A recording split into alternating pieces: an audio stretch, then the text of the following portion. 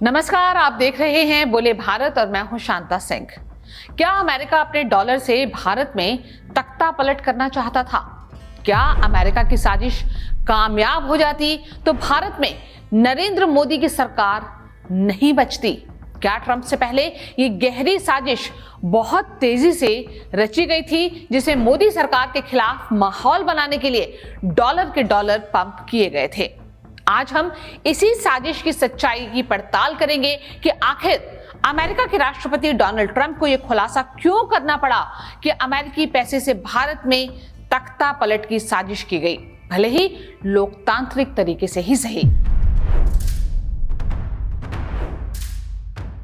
अमेरिकी राष्ट्रपति Donald Trump के 3 दिनों में 3 बयान आए। तीनों बयानों में खास बात यह रही कि भारत में अमेरिका का पैसा आता है। वो पैसा एक तरह से चुनावी फंडिंग है। ये पैसा बाइडेन प्रशासन के वक्त बांटा गया था। ये पैसा यूएस एड के नाम पर बांटा गया था। बाइडेन प्रशासन ने भारत को 182 करोड़ रुपए की फंडिंग की थी। ये फंडिंग नहीं थी, बल्कि रिश्वतखोरी थी। ये पैसा भारत में वोटर टर्नआउट बढ़ाने के लिए दिया गया, यानी कि मतदान बढ़ाने में किया गया। ट्रंप का आरोप है कि बाइडेन का प्लान भारत में मोदी की जगह किसी और नेता को जितवाने का था। अमेरिका का राष्ट्रपति दुनिया का सबसे ताकतवर शख्स होता है। उसके फैसले से दुनिया के तमाम देशों की किस्मत चमकती भी है और किस्मत बिगड़ती भी है। इसलिए ट्रंप के बयान को हल्के में नहीं लिया जा सकता। खुद भारत सरकार ने इसे हल्के में नहीं लिया। विदेश मंत्रालय की प्रतिक्रिया तुरंत आई। विदेश मंत्रालय के प्रवक्ता रणधीर जायसवाल ने कहा कि अमेरिका से आई ये जानकारी काफी परेशान करने वाली है।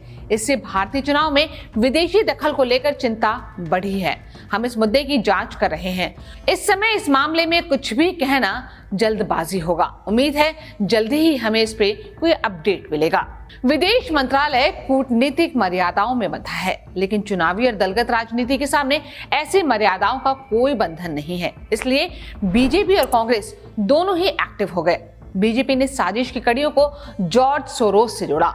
कैसे जोड़ा, इसे समझिए। ट्रंप बाइडेन सरकार पर आरोप लगाते हैं कि बाइडेन प्रशासन भारत के खिलाफ, खासकर प्रधानमंत्री मोदी के खिलाफ साजिश रच रहा था। इसके लिए वो यूएस एड से पैसा दे रहा था।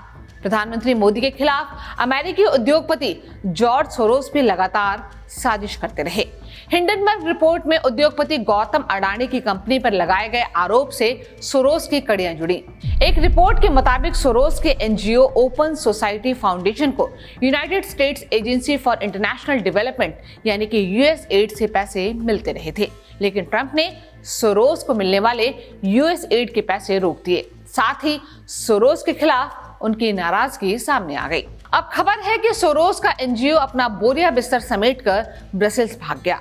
ये खबर हंगरी के प्रधानमंत्री विक्टर ओरबान के एक ट्वीट से पता चली। सोरोस के मामले में सोनिया गांधी, राहुल गांधी और उनके परिवार से रिश्ते बताए जाते हैं।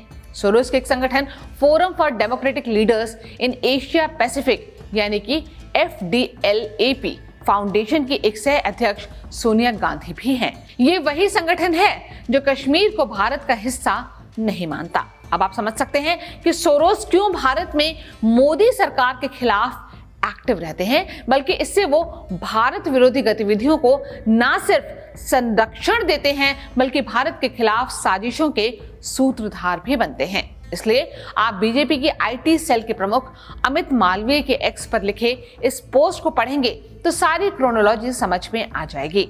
मालवीय ने पोस्ट लिखा कि सोरोस के संगठन को मुख्य रूप से यूएस एड फंड करता है। रिपोर्ट में 2014 से शुरू होकर भारत की चुनावी प्रक्रिया में हस्तक्षेप करने के मकसद से अलग अलग कैटेगरी के तहत कई फंडिंग का जिक्र नहीं है। तो सवाल है कि क्या बाइडेन प्रशासन के इशारे पर सोरोस ने बहुत सारी फंडिंग इसलिए की ताकि भारत में मोदी सरकार को अस्थिर किया जाए? इस सवाल का जवाब जानने के लिए आपका ये जानना जरूरी है कि यूएस एड के लिए अमेरिका का डॉलर भारत में कैसे आता है, उससे किसे मदद मिलती है, किससे फायदा होता है। पहली बात तो यह है कि अमेरिकी एजेंसी यूएस एड की तरफ से दुनिया में परोपकार के लिए करोड़ों रुपए फंड में दिए जाते हैं।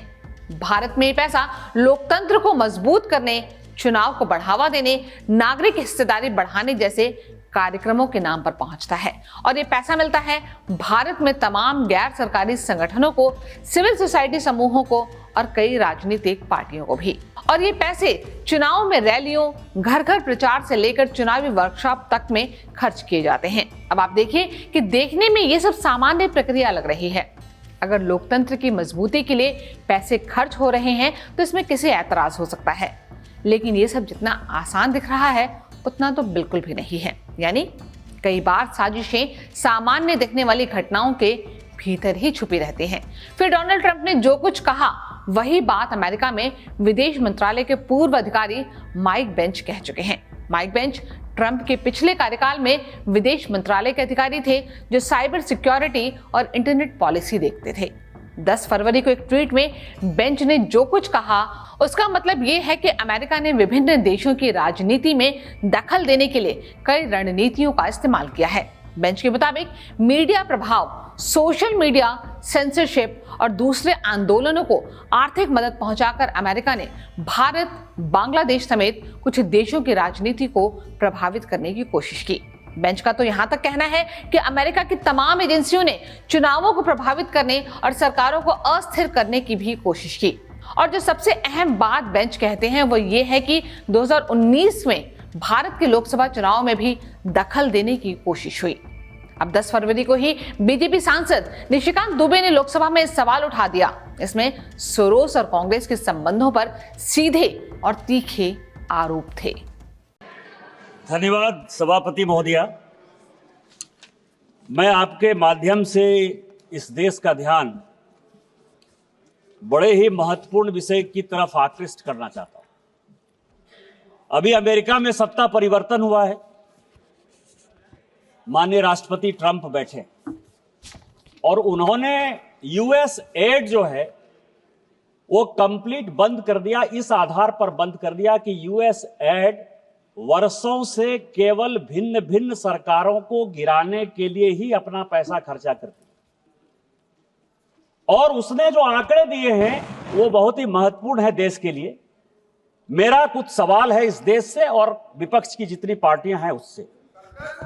पहला सवाल आपके माध्यम से सरकार से, पहला यह है कि यूएस एड ने open society foundation George Soros को 5,000 करोड़ रुपया भारत को टुकड़े करने के लिए दिया या नहीं दिया? यूएसएड और जॉर्ज सोरोस की ओपन सोसाइटी फाउंडेशन ने राजीव गांधी फाउंडेशन और राजीव गांधी चैरिटेबल ट्रस्ट को पैसा दिया कि नहीं दिया? तीसरा, ओवरसीज कांग्रेस के जो अध्यक्ष हैं सैम पित्रोदा साहब, उनको यूएसएड ने पैसा दिया या नहीं दिया? बांग्लादेश का जो पोषाहार है जिसको कि यूनुस जो सीईओ है वो जिसने कि बांग्लादेश में डेमोक्रेसी को बर्बाद किया, उसके साथ गांधी परिवार के क्या संबंध है? चौथा सवाल यह है कि राजीव गांधी फाउंडेशन में जो विजय महाजन है, प्रधान जो उनकी संस्था है, उसको यूएसएड पैसा दे रही है कि नहीं दे रही है? आपने राजीव गांधी फाउंडेशन में विजय महाजन को देश को टुकड़े करने के लिए रखा है या नहीं रखा है? रूरल डेवलपमेंट ट्रस्ट जो कि जातिगत जनगणना की बात करता है, यूएसएड उसको पैसा देता है कि नहीं देता है? इसके बाद तालिबान को यूएसएड ने पैसा दिया कि नहीं दिया? आपकी मुलाकात हुई कि नहीं हुई? नेपाल में मनमोहन सिंह जी के राते हिंदू राष्ट्र खत्म हो गया, जो एथिस्ट मूवमेंट है उसको यूएसएड ने पैसा दिया कि नहीं दिया? सामंता पावर से आपकी मुलाकात हुई या नहीं हुई? हेल्पिंग हैंड, फलाह इंसानियत और अल खिदमत जिसने कि इस भारत में आतंकवादी और नक्सलवादी गतिविधि बढ़ाई, उसको यूएसएड ने पैसा दिया कि नहीं? कांग्रेस पार्टी के साथ उसके संबंध में वक्फ के एक्ट को जो जकात फाउंडेशन विरोध कर रहा है, जिसको कांग्रेस पार्टी सपोर्ट कर रही है, वो उसको यूएसएड ने पैसा दिया कि नहीं दिया? मेरा आपके माध्यम से। और जब ट्रंप ने लगातार 3 दिन तक इस बात को दोहराया कि उनके पूर्ववर्ती शासन में भारत की सरकार को अस्थिर करने के लिए यूएसएड से पैसे दिए गए, तो बीजेपी ने इस बात को लेकर राहुल गांधी को कटघरे में खड़ा किया। दरअसल ट्रंप ने चुनाव जीतने से पहले ये कहना शुरू कर दिया था कि दुनिया के तमाम देशों को मिलने वाले फंड को वो रोक देंगे जो यूएस एड के जरिए जाता है। जब उन्हें राजपाट मिल गया तो इस काम के लिए उन्होंने टेस्ला के मालिक एलन मस्क को काम पर लगाया। ट्रंप ने करीब 15 प्रोजेक्ट को मिलने वाली फंडिंग खत्म कर दी। इनमें सबसे अहम था दूसरे देशों में चुनाव और राजनीतिक प्रक्रिया को मजबूत करने के नाम पर दी जाने वाली फंडिंग। ये रकम करीब 4200 करोड़ रुपए की है, जिसमें से भारत में 182 करोड़ रुपए दिए गए, जिसकी तरफ डोनाल्ड ट्रंप लगातार सवाल उठाते रहे। अब देखिए तो ट्रंप के खुलासे और यूएस एड का काला चिट्ठा खुलने के साथ ही साजिशों की कई और परतें खुलने लगी हैं। इनमें भारत के खिलाफ अमेरिकी विदेश विभाग का गंदा खेल सामने आता है। ये महज संयोग नहीं हो सकता कि पिछले साल अप्रैल मई में जब देश में लोकसभा के चुनाव चल रहे थे, उसी वक्त खालिस्तानी आतंकवादी पन्नू की हत्या की कथित साजिश के मामले में भारत की तरफ अमेरिका से उंगली उठी। ये काम वॉशिंगटन पोस्ट की एक रिपोर्ट के जरिए हुआ। उस रिपोर्ट में खुलेआम भारत के टॉप ऑफिसर्स के नाम लिए गए थे कि हत्या की साजिश में उनका हाथ है। लेकिन धीरे धीरे ये बात खुलने लगी कि अमेरिकी प्रशासन में एक तबका ऐसा है जो भारत की बढ़ती आर्थिक ताकत और वैश्विक स्वीकार्यता से जलता है, जो नहीं चाहता कि भारत और अमेरिका के कारोबारी और कूटनीतिक रिश्ते बेहद मजबूत हों, और इसलिए वो फर्जी, मनगढ़ंत और भ्रम फैलाने वाली रिपोर्टों के जरिए दोनों देशों के बीच माहौल बिगाड़ने की कोशिश करता है, या कहें कि माहौल बिगाड़ना चाहता है। लेकिन देर सवेर अमेरिका की पोल खुल ही गई। भारत को परेशान करने की एक साजिश बांग्लादेश में शेख हसीना की तख्ता पलट के जरिए भी हुई। भारत को यूएस एड पर उठे बवाल के बीच ही इंडियन एक्सप्रेस ने एक खबर छापी है जिसके मुताबिक अमेरिका से $21 मिलियन यानी कि 182 करोड़ रुपए बांग्लादेश में तख्ता पलट में खर्च हुए। अब ये सारी घटनाएं जांच पड़ताल की मांग करती हैं, लेकिन 2024 की शुरुआत में बांग्लादेश में चुनाव होते हैं। शेख हसीना की पार्टी को शानदार जीत मिलती है। भले ही उसकी एक बड़ी वजह विपक्ष का चुनावों का बहिष्कार करना रहा, लेकिन उसके 6-7 महीने में ही शेख हसीना को देश छोड़कर भागना पड़ता है। तो ये सोचना पड़ेगा कि ये सब कैसे हुआ। शेख हसीना की अमेरिका के तत्कालीन राष्ट्रपति जो बाइडेन से कड़वाहट सामने आ चुकी थी, और इस सबको पता है कि अमेरिका अपनी दादागिरी के लिए कुछ भी कर सकता है, करता रहा है। इसलिए अगर अमेरिका में बैठे कांग्रेस के थिंक टैंक को लगता है कि अमेरिका भारत में मोदी सरकार को अस्थिर करने की कोशिश करके उनकी मदद कर रहा है, तो ये गलतफहमी है, क्योंकि अमेरिका में आज जिस तरह से मोदी सरकार के समय भारत के खिलाफ साजिशें हो रही थी, वो साजिशें लाल बहादुर शास्त्री और इंदिरा गांधी से लेकर अटल बिहारी वाजपेयी की सरकारों के समय भी हो चुकी हैं। जब 1965 में एक तरफ भारत के खिलाफ पाकिस्तान ने युद्ध छेड़ दिया था और दूसरी ओर देश में अकाल पड़ गया था, तब लिंडन जॉनसन के अमेरिका ने भारत को ऐन मौके पर गेहूं देने से मना कर दिया था। आज बांग्लादेश की मोहम्मद यूनिस की सरकार भले ही पाकिस्तान के प्यार में पागल हुई जा रही हो, लेकिन जब पाकिस्तान ने बांग्लादेश के पुराने स्वरूप यानी कि पूर्वी पाकिस्तान को बेहाल कर दिया था और उसकी लड़ाई भारत लड़ रहा था, तब भी अमेरिका ने अड़ंगा लगाया था। अमेरिका के तब के राष्ट्रपति रिचर्ड निक्सन ने भारत को धमकी दी थी कि अगर भारत ने पाकिस्तान के खिलाफ युद्ध नहीं रोका तो वो अपना 7वां बेड़ा हिंद महासागर में भेज देगा। और 1998 में जब भारत ने परमाणु परीक्षण किया था तो उसका भी विरोध अमेरिका ने ही किया, बल्कि उसने भारत पर आर्थिक पाबंदियां भी लगा दी थी। वो तो भारत की आर्थिक ताकत और बड़े बाजार के सामने उसे झुकना पड़ा और पाबंदियां वापस लेनी पड़ी। लेकिन वो कहते हैं ना, चोर चोरी से जाएगा, हेरा फेरी से नहीं जाएगा। यूएस एड से रची जा रही साजिश उसी हेरा फेरी का दूसरा नाम है जो भारत में कामयाब नहीं हो पाएगी, और अब उसकी पोल खुलती जा रही है। बोले भारत के इस वीडियो में फिलहाल इतना ही। अगर ये वीडियो आपको पसंद आया हो तो इसे लाइक और शेयर करना ना भूलें। हो सके तो हमारे चैनल को सब्सक्राइब भी कर लें। जल्द मुलाकात होगी एक नई वीडियो के साथ। तब तक के लिए नमस्कार।